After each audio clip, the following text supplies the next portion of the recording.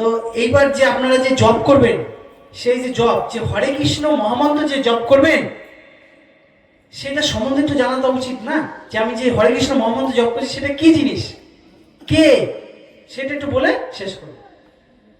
এই যে হরে কৃষ্ণ মহামন্ত্র, হরে কৃষ্ণ কৃষ্ণ কৃষ্ণ হরে হরে, হরে রাম রাম রাম হরে হরে, এর মধ্যে কি প্রধান আছে? হরে কৃষ্ণ আর রাম। এই হরে কে? এই হরে হচ্ছে ভগবানের আহ্লাদিনী শক্তি, যে শ্রীমতী রাধারানী, তারই হরা থেকে হরে, অর্থাৎ আমরা শ্রীমতী রাধারানীর নিকটে প্রার্থনা করছি। কৃষ্ণ শব্দের অর্থ হচ্ছে সর্বকর্ষণ ভগবান শ্রীকৃষ্ণ, আর রাম অর্থ হচ্ছে সর্ব আনন্দদায়ক ভগবান। এইবার এর যে পূর্ণ প্রার্থনাটা আমরা যে করছি, এর মানে কি দাঁড়াচ্ছে? হে ভগবান, হে ভগবানের আহ্লাদিনী শক্তি শ্রীমতী রাধারানী, হে সর্ব আকর্ষণ ভগবান শ্রীকৃষ্ণ, হে সর্ব আনন্দদায়ক ভগবান, আপনারা কৃপাপূর্বক আমাকে আপনাদের প্রেমময়ী সেবায় নিযুক্ত করুন। এটাই এই হরির নামের পূর্ণ প্রার্থনা। এই বলে আরেকটি কথা, অনেকে বলে রাধা নাম শুধু জপ করব, না রাম নাম করব, না হরে কৃষ্ণ নাম করব, না অনেকে বলে আমরা শিব নাম করতে পারি। এখানে তো অনেকে অনেক রকম, এখনকার যুগে অনেকে অনেক দেবদেবী মানে, অনেকে কৃষ্ণ ঠাকুর মানে, অনেকে কৃষ্ণেরই আরেক রূপ গোপালকে মানে, অনেকে কৃষ্ণের আরেক রূপ রামকে মানে, যে শুধু রাম রাম করব, বজরং বলি যেহেতু শুধু রাম রাম করে।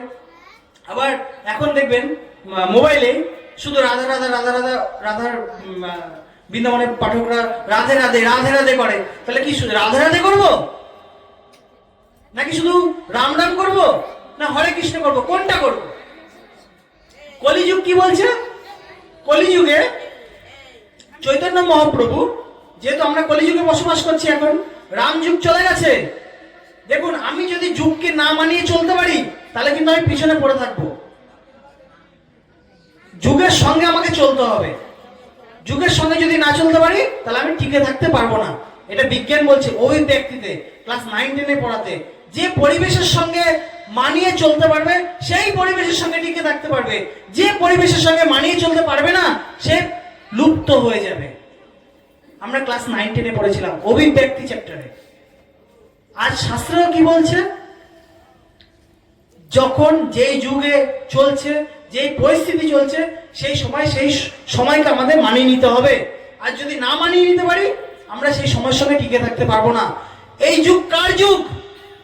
আমরা কোথায় আছি? এটা চৈতন্য মহাপ্রভুর যুগ। চৈতন্য মহাপ্রভুর গৌড় দেশে আছে। চৈতন্য মহাপ্রভু কি বলে গেছে? হরে নাম হরে নাম কেবলম কলৌ নাস্তব নাস্তব নাস্তব গতির অন্যথা। অর্থাৎ এই কলিযুগে শুধুমাত্র হরে কৃষ্ণ নাম জপ করতে হবে। প্রশ্ন বুঝতে পেরেছেন যে এই যুগে তাহলে রাধা নাম করবেন, রাম নাম করবেন, না কৃষ্ণ নাম করবেন? তাহলে এই যুগে হরির নাম করবেন। আর কি করবেন? ভগবানকে প্রসন্ন রাখার জন্য, আমার গোবিন্দকে প্রসন্ন রাখার জন্য তার প্রিয় ব্রত একাদশী ব্রত করবেন। সামনেই আছে একাদশী ব্রত। একাদশীর কিছু নিয়ম আছে, আপনাদের হয়তো বলা হয়নি, সময়ের খুব অভাব, তো কি করে বলবো বলুন। তো ব্রহ্ম মুহূর্ত শুরু হয় ভোর 3টে থেকে। যখনই ব্রহ্ম মুহূর্তে দশমী যুগ থাকবে, তখনই সেটা দশমী যুক্ত একাদশী হয়ে যায়। একাদশীর দিনে যদি ব্রহ্ম মুহূর্তে দশমী থাকে, সেটা দশমী যুক্ত একাদশী হয়ে যায়। এই জন্য যখনই দশমী যুক্ত একাদশী পড়ে যায়, আমরা কি করি? দ্বাদশী যুক্ত একাদশী করি। এটাই শাস্ত্রের নিয়ম, দশমী যুক্ত একাদশী ত্যাগ করা আর দ্বাদশী যুক্ত একাদশী করা। এই তো ছিল পাঠ। যদি এই অদম দাস তো কোনোভাবেই তৈরি ছিল না। যদি এই অদম দাসের কোনো ভুল ত্রুটি হয়, আপনারা বাবারা মায়েরা অদম দাসকে ক্ষমা করবেন। এই পাঠ করতে গিয়ে যদি কোনো ভুল ত্রুটি হয়, আমাকে অবশ্যই ক্ষমা করবেন। তো এই বলে আমি আমার পাঠ আজ শেষ করছি। হরে কৃষ্ণ, নিতাই গো সীতানাথ প্রেমানন্দে, হরি হরি বল বল হরি। মধুর প্রেমানিকা রাধে শ্রী কৃষ্ণ বলি, নিতাই চৈতন্য শ্রী রাধা রানী কি জয়। রাধে রাধে রাধে বল, গোসাই গোসাই বল, হরি হরি বল, শ্রী গুরু বৈষ্ণব গোসাই প্রেমানন্দে হরি হরি বল, বল হরি। জয় শ্রী রাধে, জয় সীতারাম, হরে কৃষ্ণ হরে রাম। পয়সা করি তো আমি প্রথমেই বললাম পয়সা করি আমাকে দেবেন না, পয়সা করে দিয়ে কি হবে? পয়সা করে দিয়ে কিছু হবে কি? তাহলে আমি তো ছেলের চরণ কেউ ধরে না, পয়সা ওনাদের দিয়ে দিন, যারা এই অনুষ্ঠান করছে ওদের দিন, তাহলে কি ওরা ভগবানের সেবার কাজে লাগাবে। আপনাদের সবাইকে ওনাদের দিন, ওনারা ভগবানের সেবার কাজে লাগাবে। আচ্ছা। হ্যাঁ এখানে দিন।